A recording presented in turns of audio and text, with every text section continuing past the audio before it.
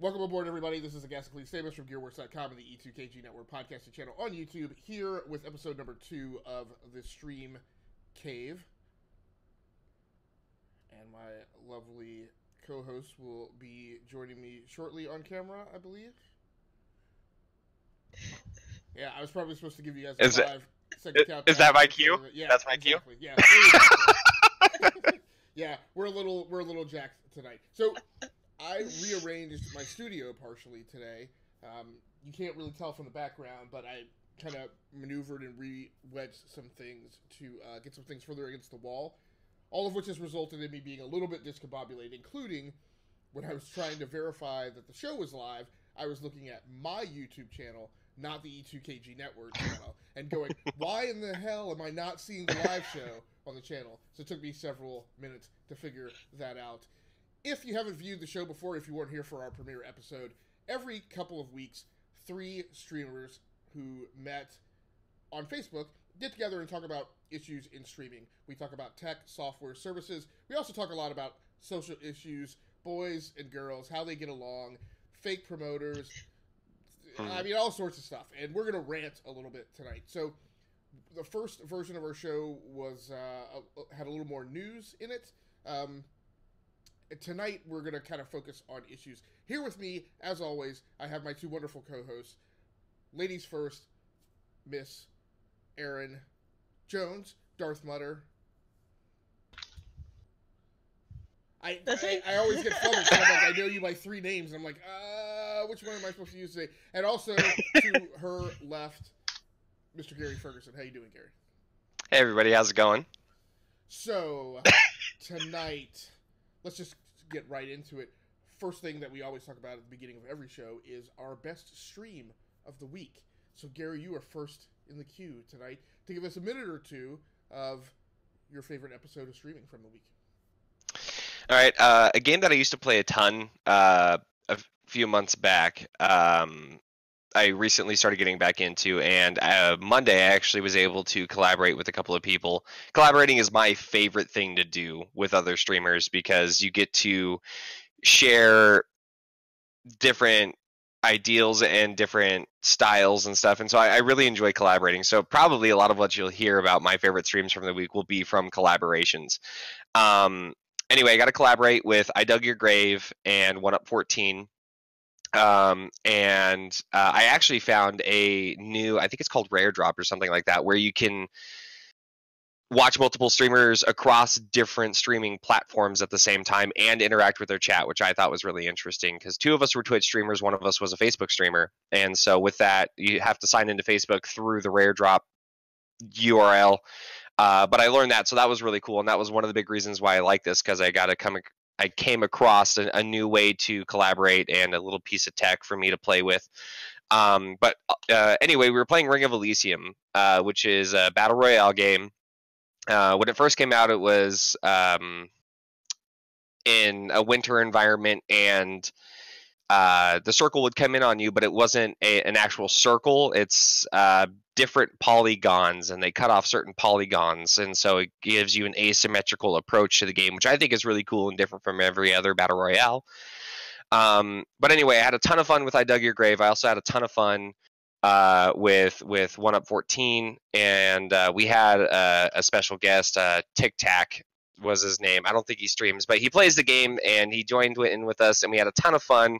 I had a blast playing with these guys. We laughed way too hard the whole time, played for several hours, and we really got into discussing, because both of them play a lot of Blackout and Fortnite. I don't think either of them play PUBG, but to discuss the difference between the different battle royales and what we preferred. And I am a huge advocate for Ring of Elysium. It's the only battle royale that I play. I've played PUBG, I've played Fortnite, I haven't played Blackout, but it doesn't seem like it appeals to me in particular. But we got to talk about why I liked Ring of Elysium so much. And so it was a lot of fun to discuss the differences between the different battle royales. And then, of course, being live is always a blast to interact with people. So that was my favorite stream from this week. It happened Monday, early afternoon, and it was a ton of fun. So that's mine. Very cool. Darth, what was yours? I have not been streaming very much lately, so I would have to say last night, not last night, Friday, what was it? Thursday night. Thursday night, or was it Friday night? Whatever. I played Rocket League, but what I really, really enjoyed about it was I had not streamed in a while. I had had internet issues and some things going on where I have not been able to really stream. And I had just recently purchased a 50-foot Ethernet cord to connect my router all the way upstairs to my Xbox so I can have a better connection and a better stream. And first of all, that changed my whole stream up completely for me. I loved how well everything went. Everything went smoothly, and that was amazing. Um, oh, it was last night because my second thing that I loved so much about it was Rocket League was making me really sick. Rocket League was giving me such bad motion sickness, and I was really not looking forward to playing it because I was scared I was going to get sick. But some people that play Rocket League actually gave me some tips on how to change some of the camera views and everything. Gary also, super dope, he gave me some tips, but changed up the views on it, and I was able to play last night with no issues, which was wonderful because it's such a fun game. And I was really upset that I was maybe not going to be able to play it or have fun with it, so that was awesome. And then the third point about making that it was like such a great stream, and this is why I love streaming, was I haven't streamed in a while, but everyone still showed up to say hello. And after it being so long and not seeing anyone, they still came by and said hey, and it just felt wonderful. That the support is just so wonderful no matter what platform you stream on. Streamers and viewers are just so supportive with each other, and it gives you such a warm feeling when you could be gone for a while and they'll still come back and check on you and see how you're doing. So yeah, but I gotta get back to streaming more. Well, it is really cool how consistent it is. It's almost like sometimes the relationship that you develop between a streamer and a viewer is almost like a long lost friendship where you can not talk for weeks or months, and then when you finally get back together, it's like you never left. So I really enjoy that sort of connection that you make with people.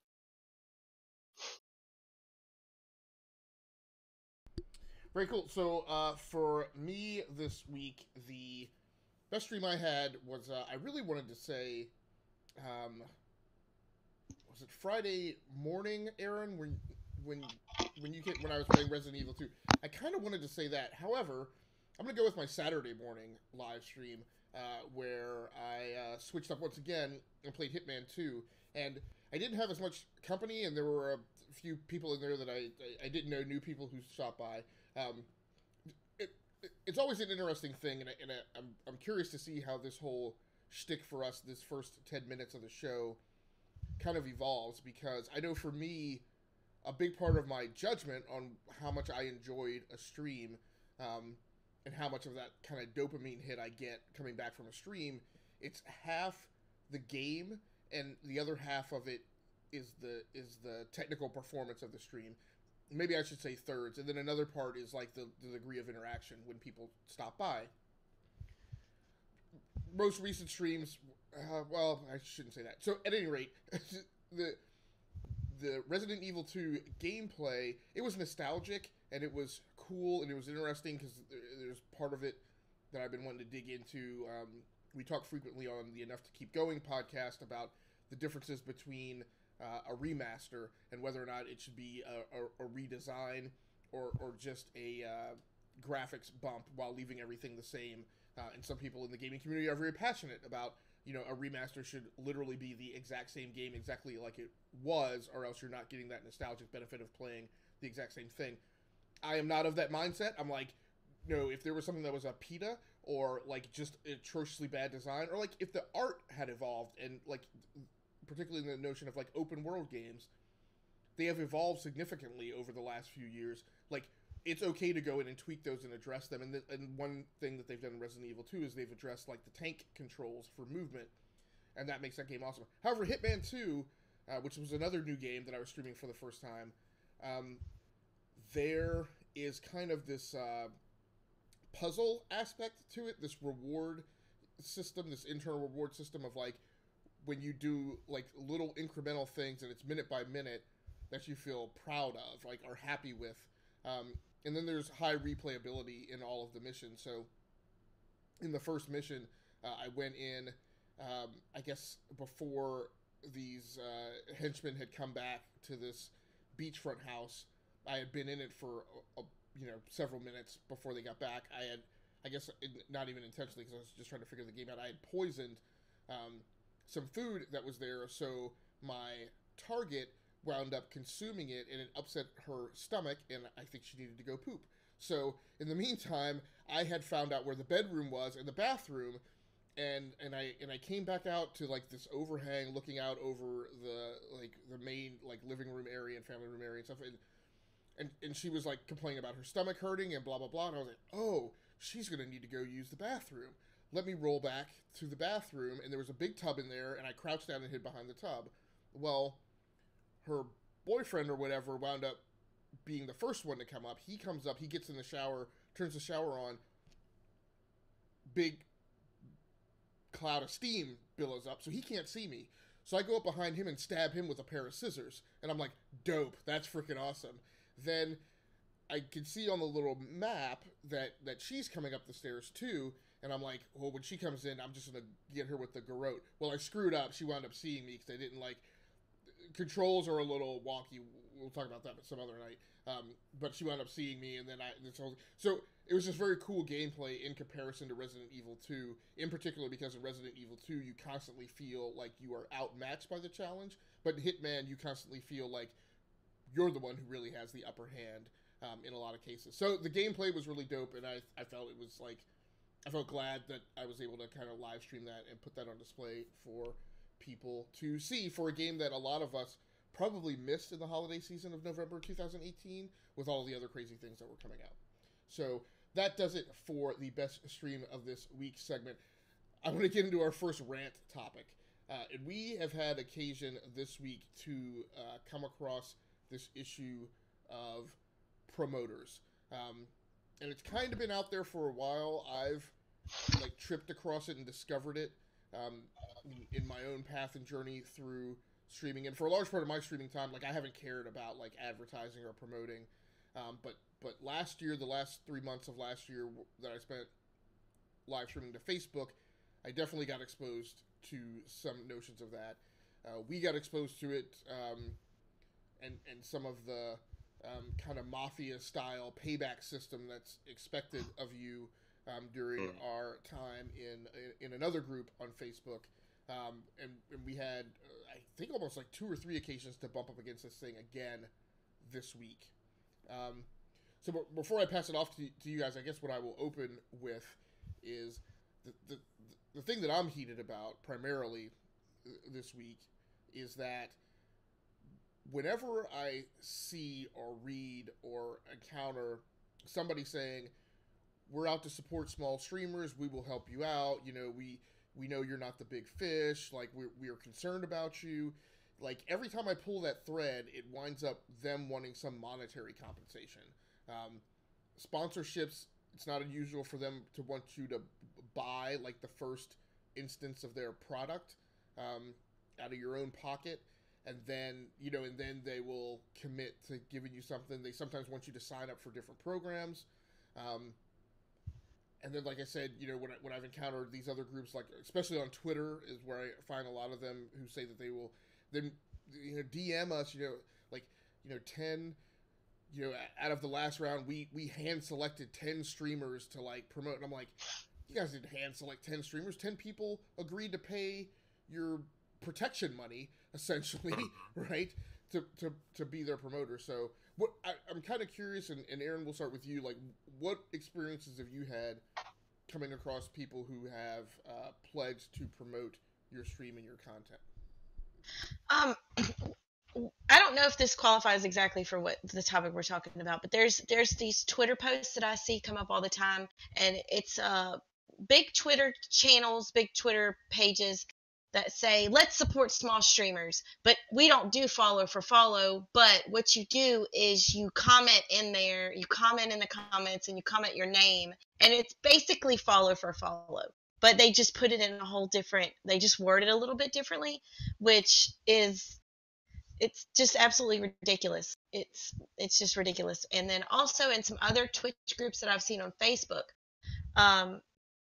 there's posts where they'll ask you to join their Discord, and that they're there to help you, and there's 300 people, and we do raids where people have 60 people watching, and they promise all these big things. And I have joined one of those Discord channels, and it was absolutely nothing what they promised. They did not ask for any monetary value, but when they make these big promises that when you join, you're gonna have 50 viewers if you join our Discord. It's just gonna happen because we support each other, and nothing comes of that. They're just wanting to grow their Discord channel because the person who runs the Discord, they probably want they want you to view their channel.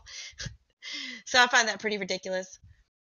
And then also there's Twitter, there's some Twitch groups on Facebook as well where there'll be these posts that say, I have 300 viewers at a time, and we let self-promotion, come join us and watch and self-promote. And then you go to their channel and they have like 10 viewers. And that's how they try to reel you in to come and watch their channel. So I find that pretty ridiculous, these empty promises that they make. Yeah, it's a trap. So, Gary, what experiences have you had? So to kind of piggyback a little bit off of what Erin said, and then I'll kind of touch base. I know that you guys already kind of know my little experience that we had, and granted that was by my own doing. I kind of shot myself in the foot with that and getting angry about it. But you know, kind of what Erin said. You know, when people lie about the size or the involvement in the various groups that they're in, there's next to no way to validate what they're saying or not, or to vet it, or to other than to go into the group, right? Other than to do exactly what they ask you to do. Yeah. Become at least a momentary participant. Yeah. Yeah, and you can't, you know, find a non-inclusive way, I guess, to try to figure out what it is that they're trying to do or what their shtick is, or, you know, what exactly it is that they're pushing on you. And that's really frustrating because they know that you have to invest some of your time to go there. And even if you're a viewer for just a second, if they can trick 40 or 50 people at a time to hop in there, then other people will hop in and say, oh, they do have those 50 viewers or whatever. And it's really frustrating, because then your level of trust for people or promoters that you don't know just goes down. And it's not like, you know, our hope for humanity is that high anyway. I mean, there's some really, really shady people in the promoting industry because they're trying to hit their goals, because they're trying to make more money. I mean, it's like that friend that you haven't talked to for 3 years all of a sudden comes back into your life, and it's so that they can introduce you to a pyramid scheme. Like, it's the most frustrating thing. And I know that's kind of a weird, like, parallel to make. I was actually going to compare it to a pyramid scheme. That's exactly. Were you? Okay. And I mean, it kind of is, but I mean, so, and then the other thing too is, you know, we had another promoter. Well, actually, he promoted. He approached Agasicles first, and I told Agasicles, I'll take the reins on this one because I kind of wanted to mess with the guy a little bit, and it ended up making me really angry. But we did have somebody who wanted to promote our whole Twitch page that we co-admin together, and he's, you know, bringing up all of these numbers and all of these statistics, and so I did a little bit of research, and I go to this website, and he says he's a part of this huge web ring. Well, that web ring that he's a part of is 4 different websites, but all 4 of those websites are ones that he purchased himself. So he's created his own web ring by purchasing multiple domains and then basically copy and pasting his website onto the 4 of them. And I really had to dig. There was 2 of them that were readily available, but the other 2 I really had to dig for. And he's talking about all this page traffic, but like, it's almost like apples and oranges when people talk about this stuff. And I know that Facebook is literally a tiny little niche for when it comes to promoting, when it comes to networking. It's just a little corner of the internet. But the hard part, again, and it kind of circles back, and I won't get too long-winded on the other part, but, you know, finding validity in what people are saying, knowing that they're going to actually do what they say they're going to do, is just so hard to believe now that really self-promotion is the only thing that you can trust. And it's hard to do that because I am personally not a big self-promoter. I feel chintzy. I feel a little slimy when I do it. But at the same time, I feel like I counteract that by developing genuine relationships with people, which is how I've met you two. You know, it started off with me just throwing my Twitch channel out there because I felt like I had to, because nobody else would do it for me. And on the flip side of that, I do understand I mean, if somebody is going to genuinely promote you and do a good job, and then I would expect to give them some sort of monetary compensation for that if they do a good job and they do what they promised. But again, you don't know until you invest, that whether it's the time or the money or whatever, you don't know. And so it's just so hard to get into anything unless it's from somebody who has taken that leap of faith and knows that it's good and you trust them personally. But then you kind of feel like it goes back to the pyramid scheme deal. So promotion in general is a really scary thing for people to get into. It's filled with so many liars. It's filled with so much just mystery and darkness. And it's if I can't see the whole outline of something before I get into it, I'm not even interested. If you have something subconsciously that makes you want to hide part of what you're doing or to mystify some of it, that is an immediate red flag to me, and I don't want anything to do with it. And obviously you can't make it a total outline because then you expose, your business model to other people and if yours is successful, then they can just rip you off with that. So it's a two-edged sword, and it's really hard to get into. And it's something where I've decided, what, I would rather self-promote, which ultimately is what I'm doing, and if I'm boiling it down. I do have good friendships as a result of that. But it's hard to do anything other than self-promote because people lie and cheat and steal. Lately, I feel like it's gotten a lot worse in the past few months, it seems like, but these promoters and these channels, these pages, they see how, I don't want to use this word, it's a strong word, but they see how desperate these small streamers are to make something out of their stream. They want to see something they want their stream to become something. And they see that, and they know that they can reel these streamers in to buy their products. I mean, people pay a lot of money for streaming supplies, all kinds of stuff. They see that, and they thought, what can we do? Where can we get our niche in this market? Right. That's the definition of being predatory, right? Is when you see somebody in extreme need who doesn't have other resources or another avenue, and you deliberately and maliciously set up a honeypot, essentially, to try and take advantage of those individuals. But I want to tiptoe a little carefully here. Some of that is our fault as well, right? Because of the intense hyper focus frequently on numbers and metrics. Like I am defined by how many followers I have and how many people view my stream, and it's a super weird thing. Well, yeah, because it's a product that they couldn't even offer a market that they could even delve into if it wasn't one that we created as streamers in the first place. Well, right. Well, and it's a super weird thing, and I struggle with this a lot, which is part of the reason why I've wanted to do this podcast for a long time. Because I come from a content creation vector that preceded live streaming, and 2 decades ago, I had to tell myself, right, when I started blogging and then eventually I started podcasting, I was like, you can't focus on how many people watch it or view it. In fact, my tagline on my first blog, and I maintained it through many of my blogs thereafter, was, if just one person reads this and gets some value out of it, then I've done my job and it makes it worthwhile. And I've maintained that through all this. So, like, frequently I create content and I'm like, if nobody sees it or nobody views it, that's, oh well, right? I mean, part of the creative process is there's a thing that you need to get out of it. And I guess I wish that other streamers would adopt that more fervently. But I also get it in the change of society. I've definitely run into people who have argued vigorously with me about, like, well, if nobody sees it, then it's not worth your time doing it. And I'm like, well, I guess that's an individual choice, every human being needs to make for themselves. So, but yeah, I mean, part of it is we created the market for it by giving that demand. And there are definitely shysters who are out there trying to provide that supply. Well, and it's funny how much you're talking about, like, how we kind of define ourselves by our viewer count or by our follower count and stuff.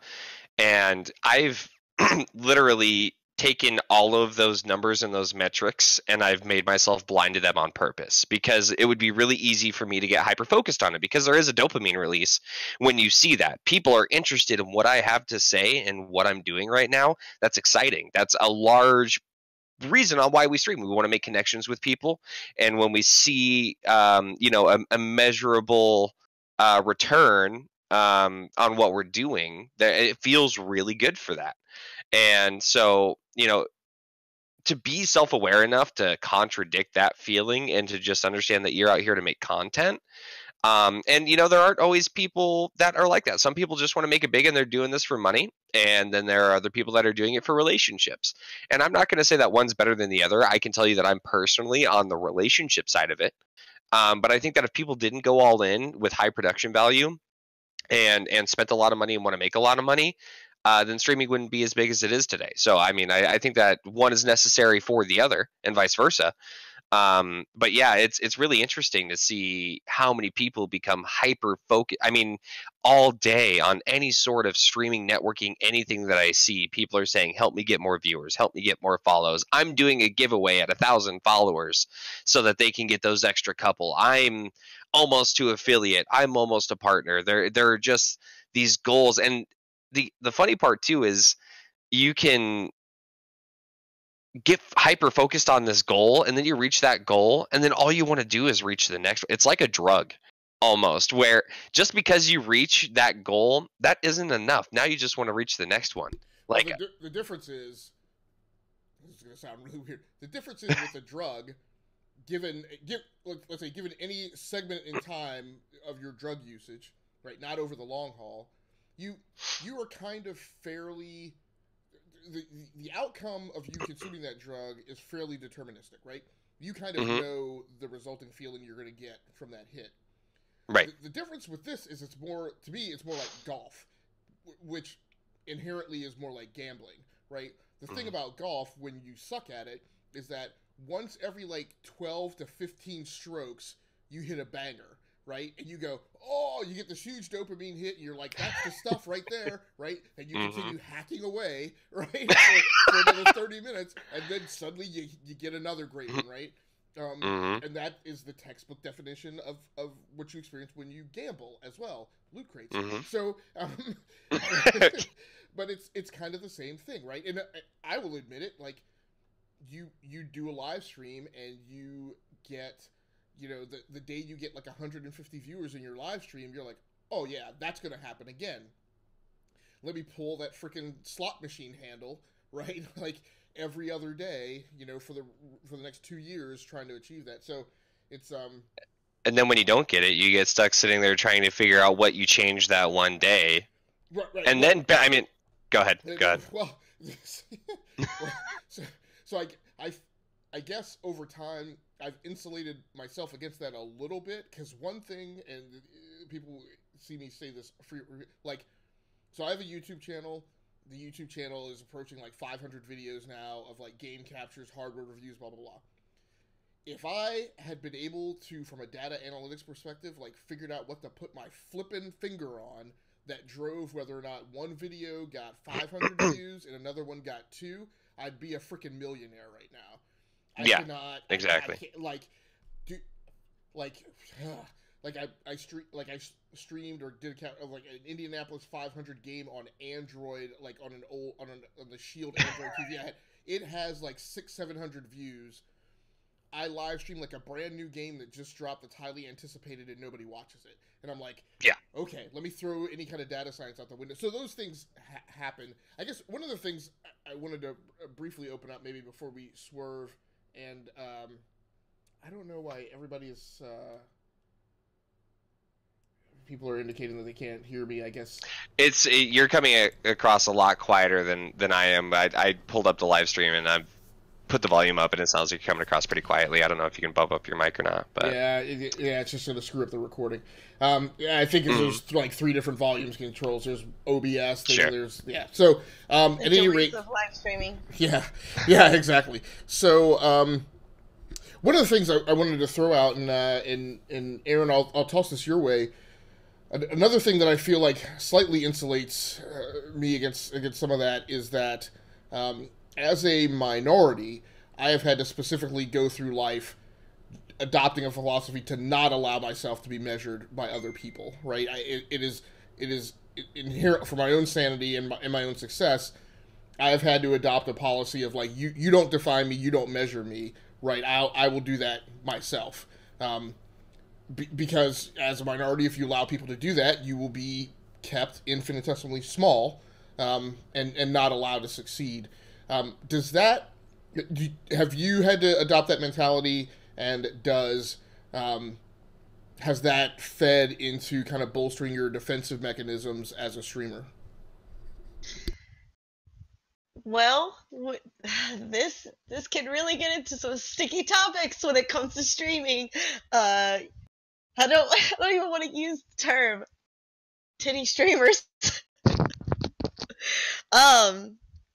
Man, I don't think I don't know, as far as it goes with women who are more self-confident in putting themselves out there and with their advertising and stuff. It is kind of hard as a female streamer who doesn't really do that. It's a little bit harder, but I don't set myself to standards with them. I don't compare myself to them, because we clearly just have different values. It's just that's where the line is drawn, right there. And I feel like my content it's better in certain places, I guess. But I'm losing myself right now because I got nervous about the titty streamer stuff. That made me pretty nervous. But yeah, I don't see myself putting up a defense mechanism. Well, I do see myself putting up a defense mechanism, because sometimes people will come into my channel and they'll say things that make me a little nervous. And I have had people come into my channel and say some pretty messed up stuff, and they've been banned. But yeah, so when people do come in my channel, I do already have like kind of a guard up. I'm waiting to see, what are they going to say? Are they going to say anything that makes me ban them? Anything inappropriate? So yeah, I do kind of do that in a sense. So yeah. I will kind of counter that a little bit too and I kind of talked with Erin about this already previously, and a couple other things. So, when it comes to like trolls in your chat, Erin gets them in abundance, it seems. Whereas I've been streaming and not one time have I had anybody come into my chat to target me at all, ever. Which is kind of the other side of the spectrum that you're talking about being a minority and having to have your defense up. I'm just using this as an example to further prove that I've never had to worry about. Nobody's ever attacked me. Nobody's ever done anything with me. People have come into my channel to attack other people. But that's kind of a weird thing going on. But so like I know Erin has to be defensive, and then also Heather, my wife, she did her first live stream, or her second one. No, yeah, her second one, because the first one, yeah. So her second live stream, and I just kind of let her do her own thing, and I wasn't involved in it. Whereas the first one, I was in and out of the screen almost the whole time. So she's sitting there streaming, and then she calls me over, and there's a guy in her chat that says, "Hey, I don't have my volume up, and I'm bored. Why don't you entertain me?" Meaning I'm not here for your conversation or what you have to say. And it's just, people come in there to do that and to attack you and to target you for whatever it is that they need. So even, and mind you, my wife dresses extremely modestly. There's she like wears a turtleneck, and she's still getting harassed in that way. And so talking about minorities and women, it almost doesn't matter what sort of persona you put yourself as. There's always going to be somebody that comes on there and tries to put you into that bucket, or tries to put you into that certain category that they want you to be in. And that's something that, and I have absolutely zero right to talk about this, but I do know that I do understand that it's a thing, but that's something that happens for women in and out of streaming. And I won't expand on that, because that we can open a can of worms, but I'm just saying that like on the other side, I don't have to deal with that at all, and it almost sucks, because I feel like I wish I could take it away from you a little bit, and because I love trolls personally, but so that's just the contrast where I'm a white dude and nobody has anything to pick on me for. Really, when you're talking about people that want to come into a stream and easily find something to pick and then to troll you on or to try to incite anger or violence or whatever, there's nothing that's apparently visible with me to make it to where they can just show in and in 10 seconds have some ammo against me. Whereas with you two, they just find something immediately. As soon as they come to your channel, they have something that they can pick on you about. And it's stupid because it's the internet and it always happens and there's not a whole lot you can do about it. But you know, that's just kind of the contrast where I don't have to deal with any of that. And I almost feel bad for it. But anyway, I'll shut up now. But I was just giving a contrast. Yeah. So this is a bipedal issue, right? It's two-legged. There's part of it that's the causality.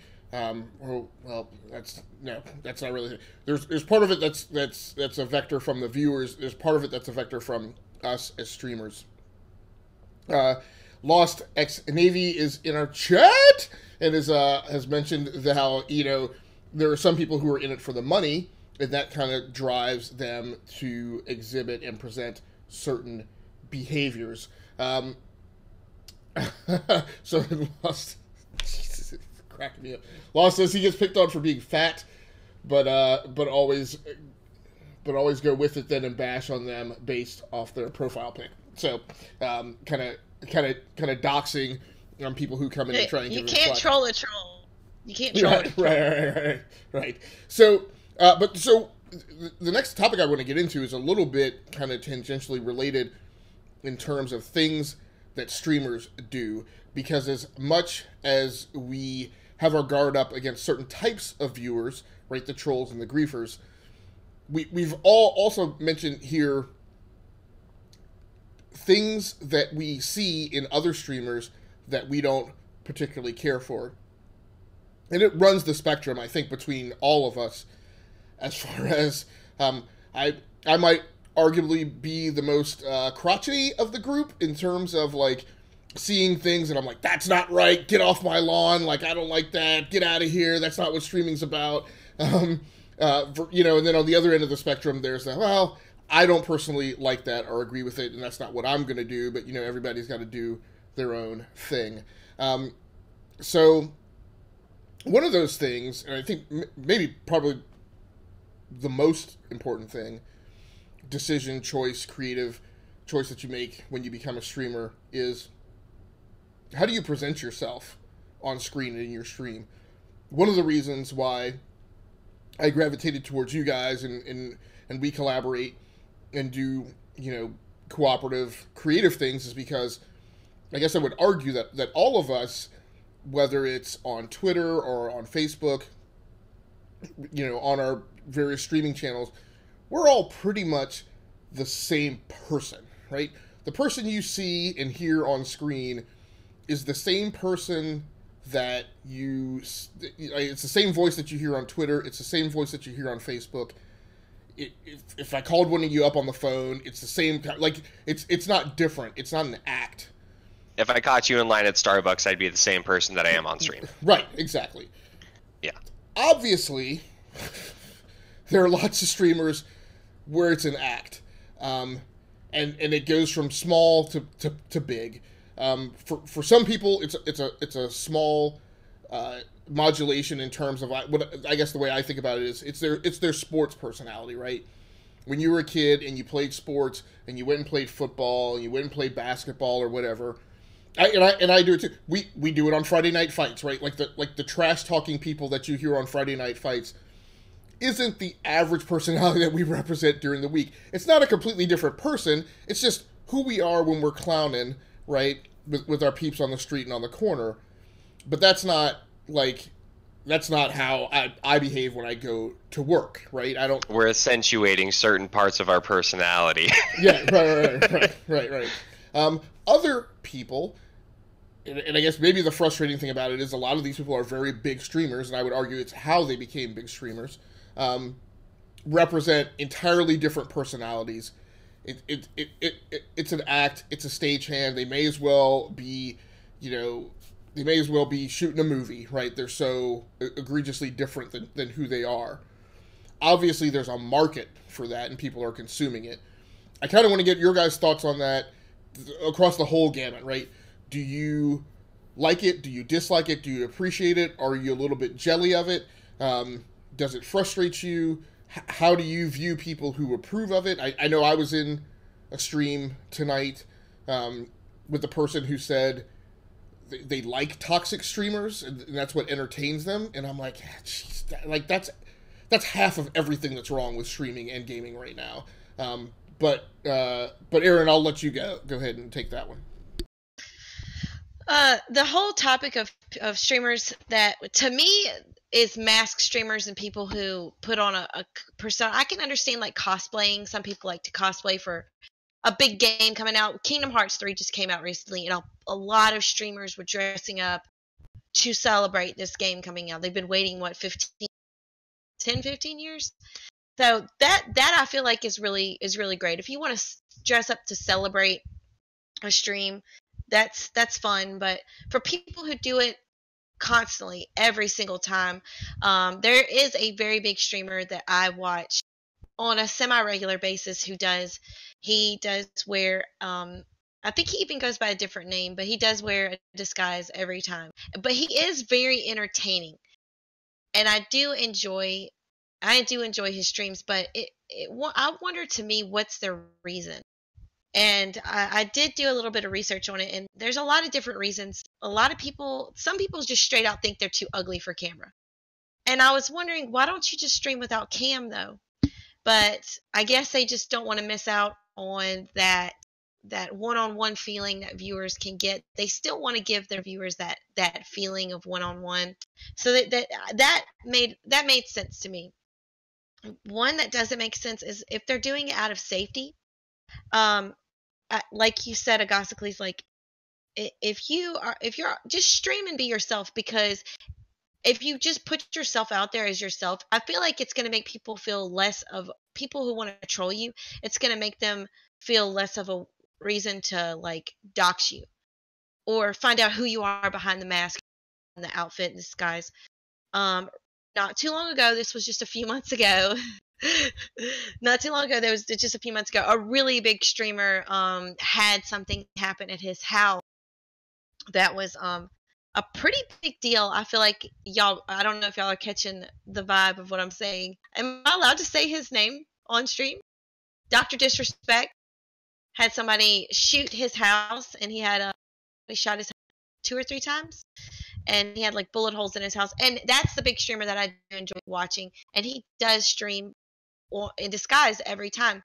So is that really going to protect you at all? It's really not when you disguise yourself. But if people want that information, they'll find it. Exactly. And to kind of, I mean, because there's a lot of streamers that I've seen, and it was a thing for a while where people would order pizza and have it sent to your house, and then it escalated from that from ordering pizza to people getting swatted.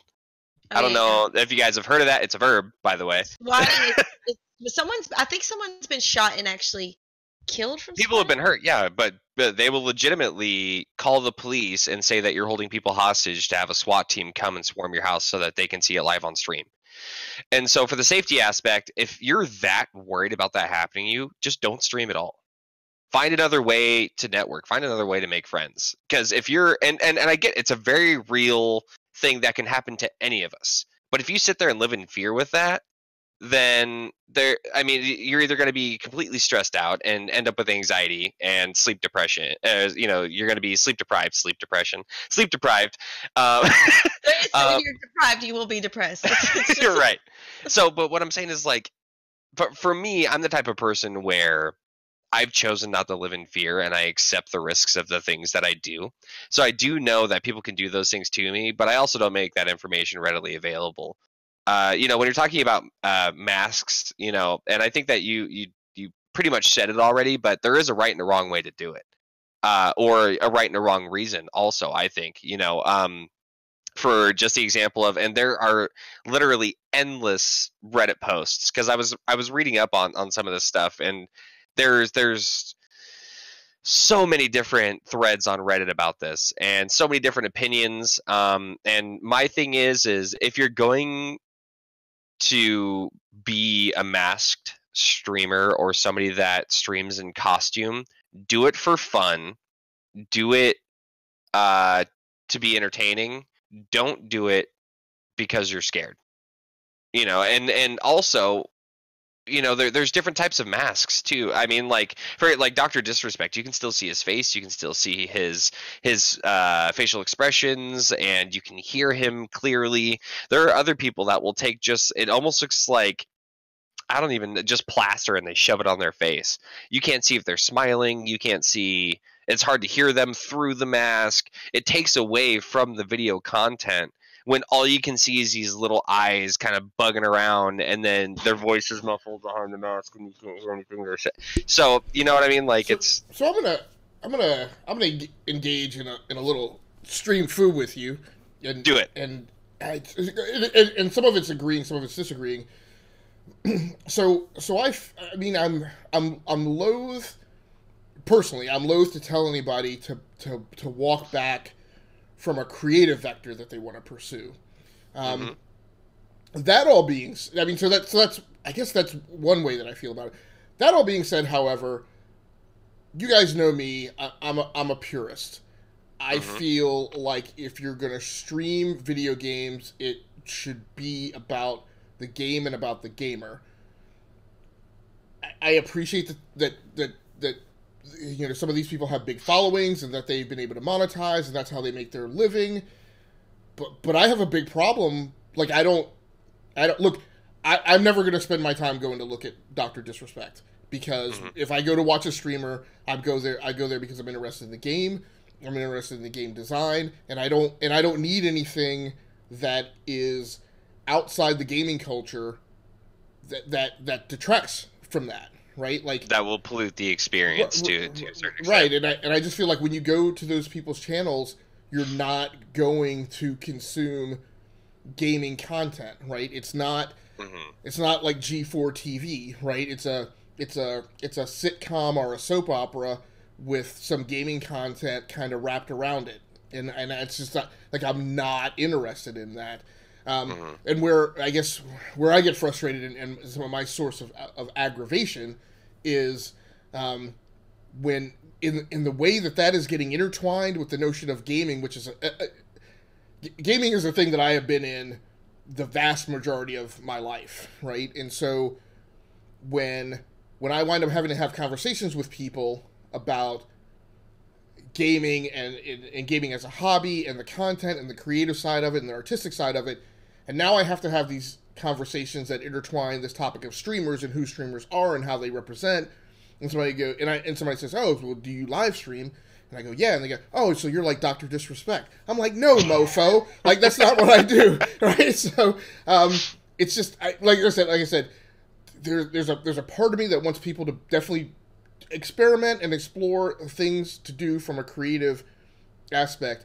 But me personally, I just don't need any of that extra stuff. There's, man, I hate to throw this out, but I'm going to go ahead and put it out there.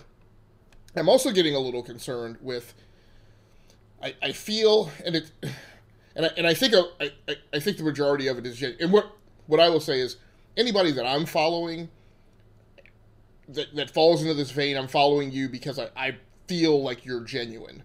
However, I am getting a little bit concerned with the frequency and volume that I see of people almost promoting their streams as one that is focused on someone who has a mental health issue.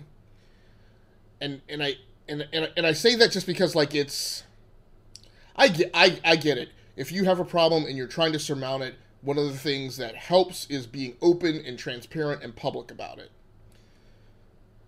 I'm getting a little concerned that theme is becoming intertwined with the effort to promote people's streams. Like, I think I kind of pick up on what you're talking about, and I will touch on this because it's something that I also agree with. Is now, and it's meant to be funny, and it's something that's become a really I started that sentence wrong. It's a social norm, or it's becoming a social norm anyway, where you're self-deprivating, or you're beating up on yourself, or, you know, depression and anxiety is now a meme. or it's funny, where people, when they're playing games, that people are like, oh man, I missed that shot, and they're like, oh yeah, every day of my life I miss my shots, and people laugh about it and they think it's funny, and that's a kind of a bad example, but you get where I'm headed with it. And I get people that do that, where they are a decent person and they're trying hard, but what they do is they take that certain part and they say, oh, I'm subpar, or I'm not great, come laugh at me while I suck, and I do see a ton of that, and a saturation of it, where people are beating themselves down before you can, so that it's funny instead of hurtful. And I know that people kind of run away, and this is actually something that I dealt with early on in my childhood. For those of you that don't know, I have a very mixed family. I'm literally the only white kid in my family. Everybody else is very multicultural, and we're a very blended family. And so I didn't experience it as a first party, but I experienced racism very early on in my life with my brothers and my sisters and my cousins, that I didn't realize was a thing before that, because my family was so blended. And so my cousin in particular, he would make fun of himself a lot. And finally, he's African American. He's my cousin's black, and so he was making fun of himself with me and all my friends, and I thought it was funny. But I didn't really see anything behind it. And then this older black gentleman came up to him and said, hey man, you don't have to be racist against yourself to beat other people to make yourself feel better about it. And that was the first time that I realized that that's something that people have to think about. Because, and I mean, I was probably 6 or 7 years old when this happened. And this really opened my eyes at a young age to the things that people do to make things funny instead of hurtful. And when you are a streamer, you expose yourself to scrutiny, you expose yourself to being judged and discriminated, and to just be nitpicked every single. If I smile wrong, if I don't brush my beard right, if I use the wrong word, somebody can scrutinize me for that, and that hurts, even if it's only a little bit. If you're really trying to put out good content and you're really trying to do good stuff, and somebody comes in and they pick about something that you're already kind of insecure about, it's easier for me to make fun of it in the first place, because then it's my idea and it's easier to deal with. And this kind of goes into kind of what Agasicles was saying, and it's something that I don't think is necessarily diagnosable or measurable, but there is a certain level of insecurity with everybody, and so we take those insecurities and we prey on them ourselves instead of letting other people do it. And Agasicles is right. The market is becoming saturated with people that are making fun of themselves in their promotional, tweets or posts or going live links. I see it all the time where people are doing this, or, hey, I know I'm not great, but I need help, or, hey, all this other stuff. So it is very prominent and extensive in a lot of different areas. And it hurts a little bit when I see those, because I want to help those people, but at the same time, I could get bogged down on it. But I mean, I've basically said my piece at this point, and I get what you're saying, and it hurts to see that stuff when you would rather see streaming help people than to give a platform for toxicity or negativity. Right. It would be a lot nicer for it to build people up. And I just want to clarify, so for my part, so and mainly what I'm talking about are the people whose tweets and going live announcements and their Facebook posts and whatever say, I am a person who suffers from anxiety. I'm a person who suffers from depression. Come watch my live stream. Okay, I gotcha. Yeah, and I mean, no, but I think exactly what you talked about was equally valid as well. And again, I just want to clarify. For any singular individual, I would never take that away from them if that's valid.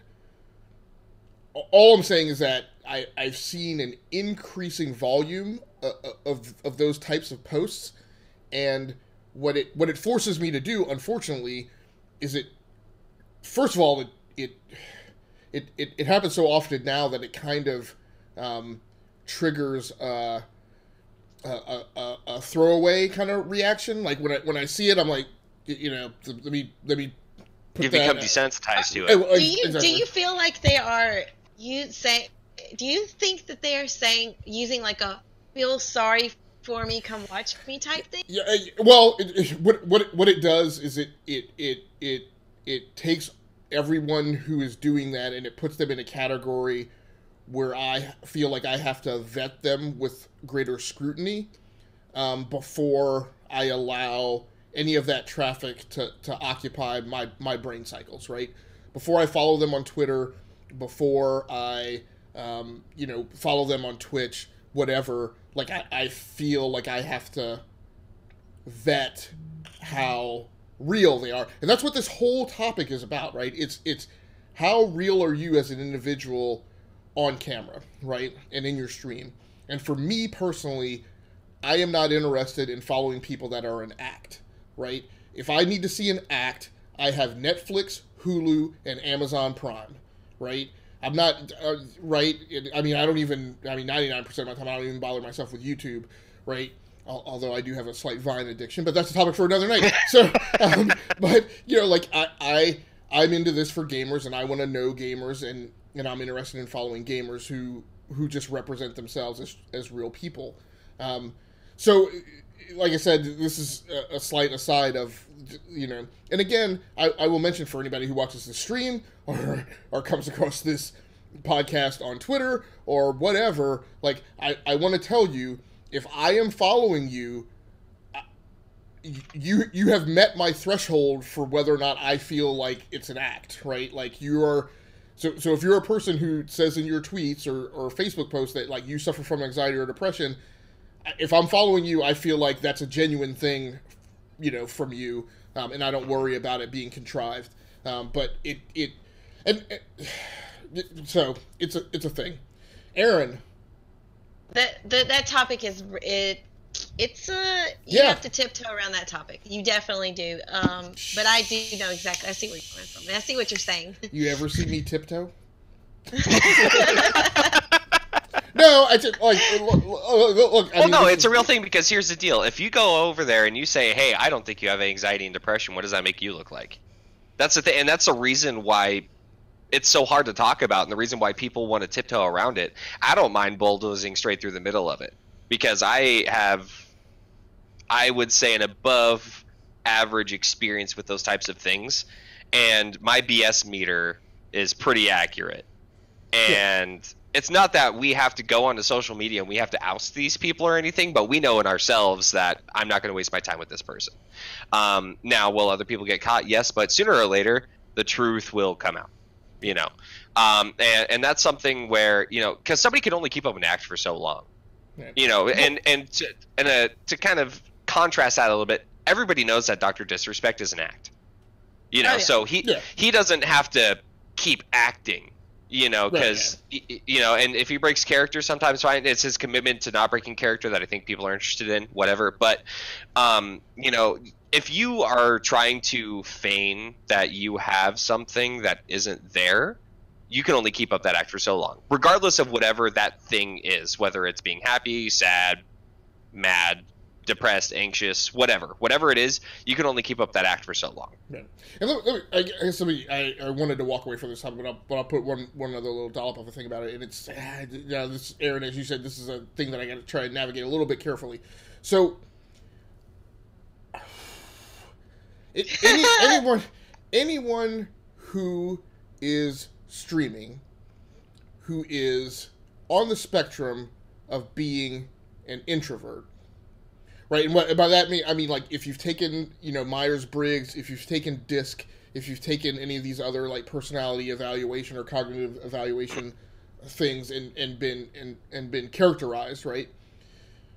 If you're on the spectrum of introvert, you suffer from some degree of those kinds of things, right? Anxiety, maybe not depression, but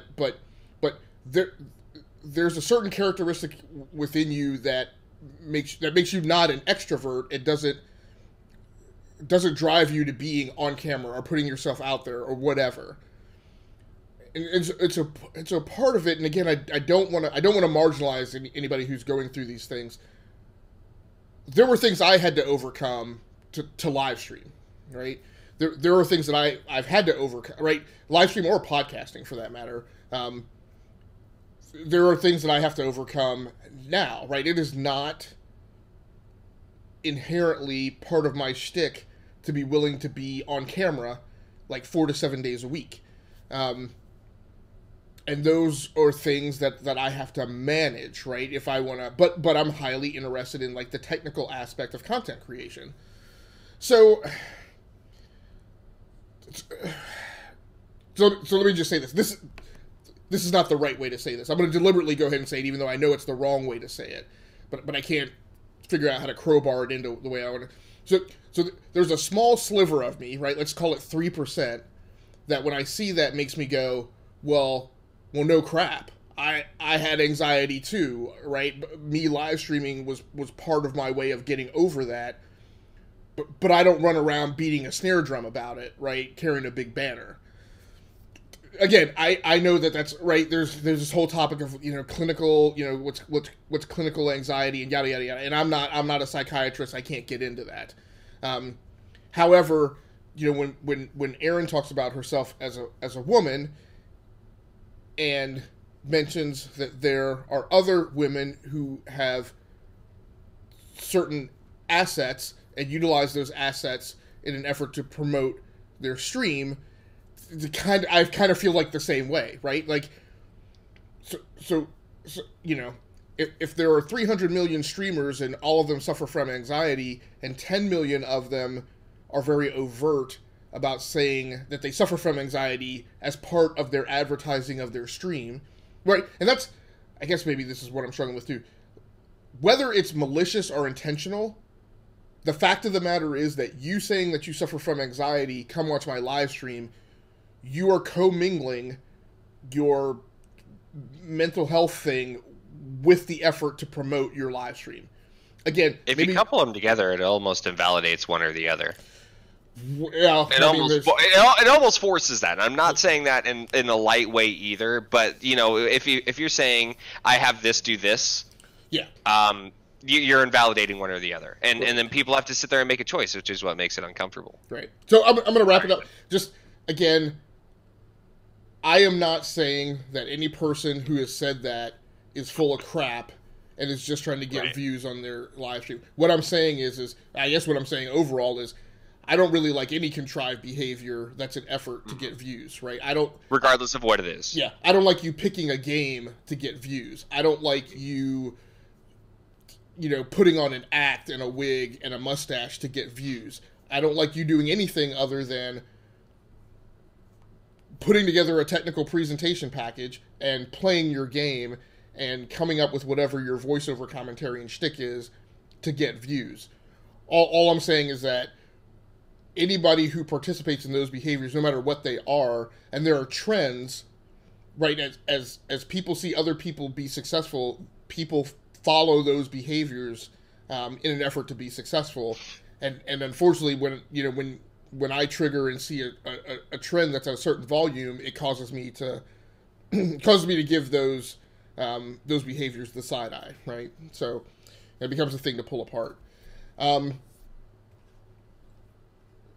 So I don't know where the hell we are as far as any kind of a script goes. we got really deep into a bunch of different stuff, and this is cool because nobody talks about this in a public venue, right? Because it's sticky and it's scary, and you could have spent years trying to develop a persona, or not even a persona, but like a better way to put it, that to make sure that you carry yourself so that people perceive you in a certain way. Because obviously every single time I'm on camera, I'm putting my best foot forward. I'm not gonna. And sometimes you see, like, I don't have my hair done every day or whatever, but like, but I mean my personality. So you can spend all this time. I've spent the last 6 months making sure that I put my best foot forward because I want to see other people grow. I want to see myself. All this other stuff. Yeah. And then in one sentence you can screw that up, and so nobody wants to talk about it in a public venue. Hey, let me ask you a question. So it's a Saturday morning. You're sitting around the house. Right. Mm-hmm. Maybe in any other scenario there would be a thing you wouldn't do. Right. Maybe you wouldn't change your shirt. Maybe you wouldn't brush your teeth until later in the day. If you're gonna live stream, do you do things that like nobody else can like see? I have to, if as a female I feel like I have to put makeup on. I feel like my viewer number is always higher if I'm wearing makeup. If I'm not wearing makeup, my number is complete. It's almost nothing. I almost get no viewers if I'm not wearing makeup. Almost every time. I definitely make an my effort friends to like. will show up, but yeah. I definitely make an effort, like, and this is kind of a me thing because I hate this, but like, I make sure my teeth are brushed no matter what. You know, before I go, even if I already brushed them that day, I brush them before I go on stream. It's a weird thing that I do, and it's almost like part of my routine now. But then another thing I do is, and I've always, again, been this way. My mom dressed me up a lot when I was little. She called me her little GQ baby, and I'm a little princess, and I'm fully aware of that. But, but like, I want to make sure that my hair's done. Every single time before I go on stream, I make sure my hair's done, or I've got a hat on, or something. I make sure that I am physically presentable. There's a lot of times where, like you said, lazy Saturday, I'm not doing anything. I'm not going to shower that day. And then all of a sudden, I decide that I want to go live at 5 in the afternoon, so I'm going to take a shower and brush my teeth before I go live. And so there's a certain level, and that's actually exactly what me and Erin were talking about, right? When you came into the call today, about how, you know, we're kind of like, I was joking around saying that I was vain because I want to make sure that I'm presentable when I come on camera. You know, and now, do I need to look like Tom Cruise or like a supermodel? No. But do I want to make sure that I look presentable and somewhat professional because that's how I want to carry myself on stream? Absolutely. So there are things that I do before even going on, and that's the whole reason I got the stupid backlight behind me that nobody can see, is because I wanted to make sure that the lighting on my face was better too. But I think of it this way when I think I want to put my makeup on and do my hair and stuff. But that's if I left the house to go somewhere and I would do the same thing. I'm presenting myself public in front of people, like you're just it's hygiene. You're taking care of yourself and you're presenting yourself the way you want people to see you. Yeah, that's a Southern thing though, right? Where we get dressed up to go down to the street to the damn 7-Eleven. Yeah, I was gonna say, you guys have no idea how many times I've gone to Fred Meyer's in sweatpants and it was hard to put a shirt. Right. Yeah, because in the South, if you do that, Gary, people will talk about you. Oh, right. You'll go to church the next day, and somebody will be talking about how you was up in 7-Eleven in sweatpants. Did you see so-and-so at Walmart? Yep. Girl, I was in Dodge's Chicken, and he came in. Oh, Dodge's Chicken. Dodge's Chicken. I used to destroy some Dodge's Chicken back in the day. So let's... Gary, are you on point to get TJ in here? Yep, I'm bringing him up right now, and we'll add him to the call. And Erin, can you do a little promotion on him? I mean, we all kind of know TJ, but while he's getting brought into the call. Well, TJ's Mr. Light Knight 11. Yeah, Mr. Light Knight 11. He plays mostly Fortnite. I don't think I've ever seen him play anything else but Fortnite, but he's great. Recently kind of gotten to a couple of different titles, but Fortnite is definitely his main game that he's been playing. And once he ends up coming online here, I'm sure he'll tell us if it's different. TJ just recently, when it comes to being a streamer, like your setup is such a big deal to you, and he just recently got a desk, and he was so excited. I was just so happy for him. Like, it's the little things like that that can really make your whole experience as a gamer so much better. I think he's loaded up right now. Yeah. Oh, there you go. Hey, TJ. I'm looking. How's it going, man? Oh, TJ. Can you hear us all right, man? Hey, guys. Hey, how's it going?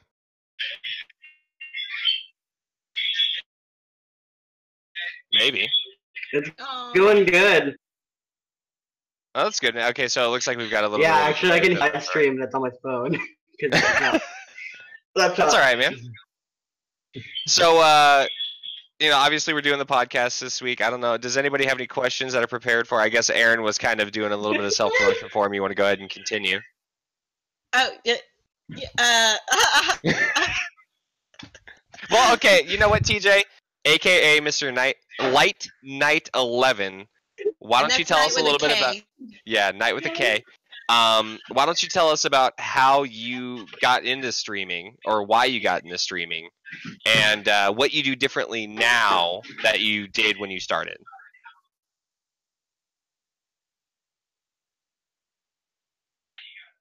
Oh, So why I got into streaming, honestly, was just after watching Ninja a lot, continuously watching him a lot. Try Okay. this out. Mm-hmm. That's what really got me into streaming. Kind of something like I always play video games anyways, so I'm not doing it. So you just kind of figured that you'd share with why? people Like, while you were playing video games anyway, just kind of include them in on the fun. Yeah, because like I always wanted to do YouTube, and I did some videos before. Videos that I did for Rainbow Six. I actually deleted that channel a while ago before I started my new one. Now mainly like Fortnite, but Mm-hmm. and like Erin said, yes, I did play Fortnite for a long time. Like that was the only thing I played and streamed. Gambling and doing other things. I'm not that good at Fortnite. But yeah, no, I play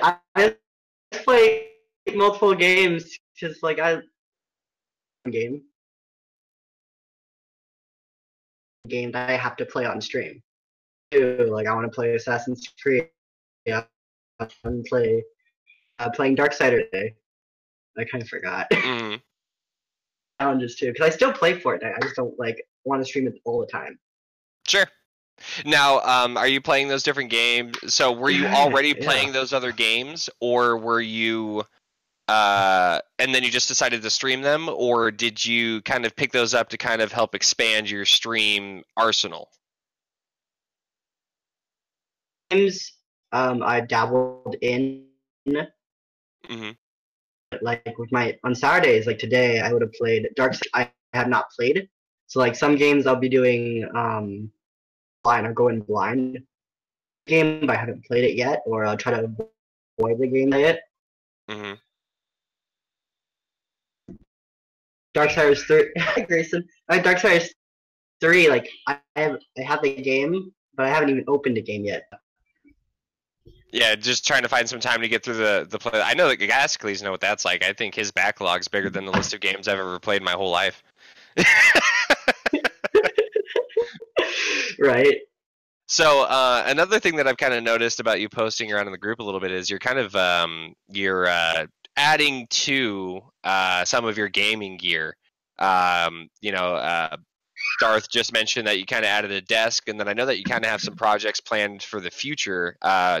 What are those? I think you're in the middle of trying to get together like a wish list for a PC or something, or what are your plans to expand your stream in the future? So yes, I'm gonna build a PC. I have actually some of the parts. Mm-hmm. I have my motherboard and my power supply, as well as my case. Mm-hmm. Yeah, set and some other stuff that I know won't really work with a PC. So like, I got a keyboard, mouse, and headset. I'm building it as slow as I can, just because it just kind of has. Well, okay, so actually you're a little running around. Yeah, you want me to does wear it? expand to another good question, which is, how does being a parent affect your stream schedule? I know that you and I have kind of talked about it personally. This is my little boy, Grayson.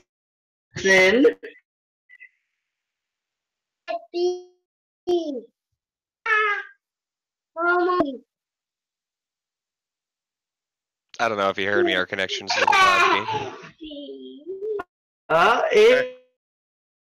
It can be difficult sometimes. He is very good about it when I stream, but he's not like. Yeah. He's still a toddler, so it makes sense. Johnson, he does really good when being on camera. Well, all right, TJ, thanks so much for swinging by and giving us little bit of insight into your live stream channel and kind of what got you into streaming.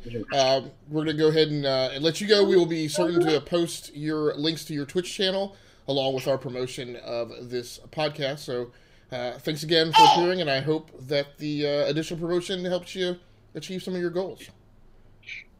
Guys, have a good one. Yep. Thanks a lot. See you, TJ. Well, that's going to do it for us, folks. Thanks so much, everybody who happened to drop by and join us, particularly on the live show. Man, this is a long roll call. Thank you, Chris. Thank you, TJ. Thank you, Joshua. Thank you, man. There's Jesse. And I think that's actually about it.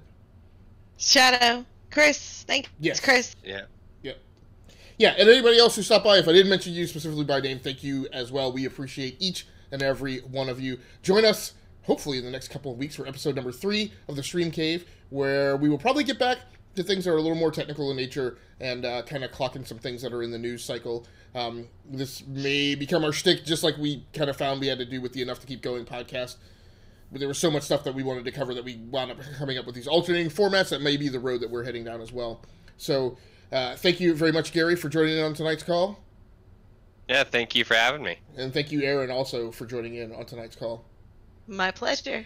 On behalf of the co-hosts of the StreamCave and the E2KG Network podcasting channel on YouTube, as well as the Rounding Off Infinity Gaming channel on YouTube, that's going to do it for us. Until next time, take care of yourselves. Happy hunting. Stay safe out there. Play the games that you like and stream the games that you love. That's going to do it for us. We are out.